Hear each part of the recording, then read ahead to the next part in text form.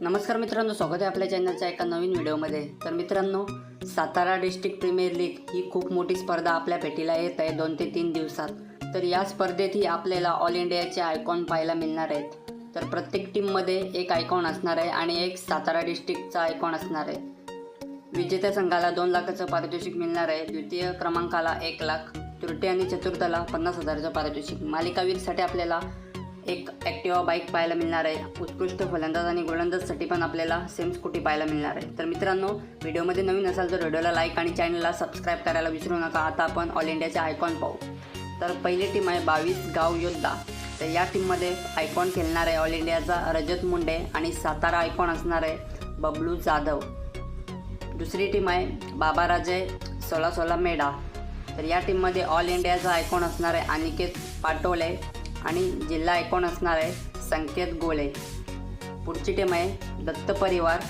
तर या टीममध्ये मित्रांनो ऑल इंडियाचा आयकॉन अजून अवेलेबल झाला नाही आणि साताराचा आयकॉन खेळणार आहे चेतन चिंचकर। तर नक्कीच तुम्हाला अपडेट येईल ऑल इंडियाचा जर आयकॉन आला तर। या टीममध्ये ग्लोरियस स्पोर्ट्स नेक्स्ट टीम आहे।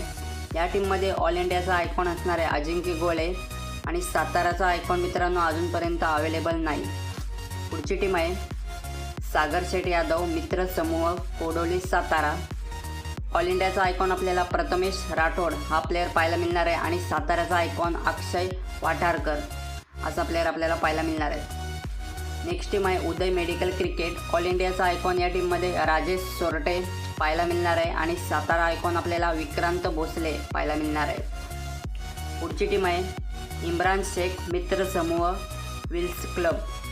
तर या टीममध्ये आपल्याला रायगड का tiger Usman Patel all India icon खेळताना दिसणार आहे आणि सातारा आयकॉन मयूर कुंभार। पुढची टीम आहे श्री बागलाई देवी क्रिकेट क्लब वनकुसवडे। तर ऑल इंडियाचा आयकॉन आपल्याला कृष्णा सातपुते पाहायला मिळणार आहे आणि सातारा आयकॉन राजू कंक।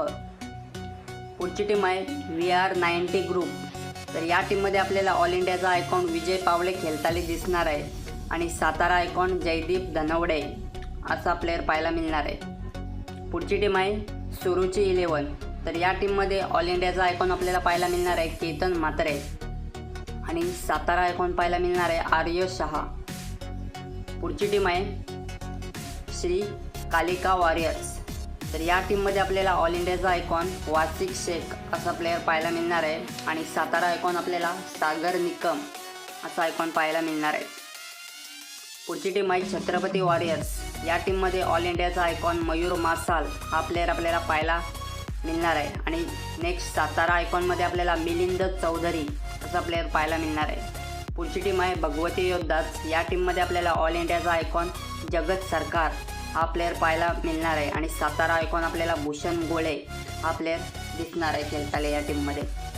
पुढची टीम आहे सातारा इंडियन्स। या टीममध्ये ऑल इंडियाचा आयकॉन आपल्याला दिसणार आहे महेश नानगुडे आणि साताऱ्याचा आयकॉन आपल्याला श्री निरंजन भोसले असा प्लेअर पाहायला मिळणार आहे। पुढची टीम आहे श्री संत बाळूमामा प्रतिष्ठान कराड। तर या टीममध्ये ऑल इंडियाचा आयकॉन अजून अवेलेबल झाला नाही। साताराचा आयकॉन आपल्याला सुशांत शिंदे असा प्लेअर पाहायला मिळणार आहे। पुढची टीम आहे शिवशक्ती रायडर्स। या टीममध्ये ऑल इंडियाचा आयकॉन कृष्णा गवळी हा प्लेअर आपल्याला खेळताना दिसणार आहे आणि जिल्हा आयकॉन सतपाल खाडे हा प्लेअर दिसणार आहे। तर मित्रांनो, अशी अपडेट होती ऑल इंडिया आयकॉनची। अपडेट आवडली असेल तर व्हिडिओला लाईक करायला विसरू नका।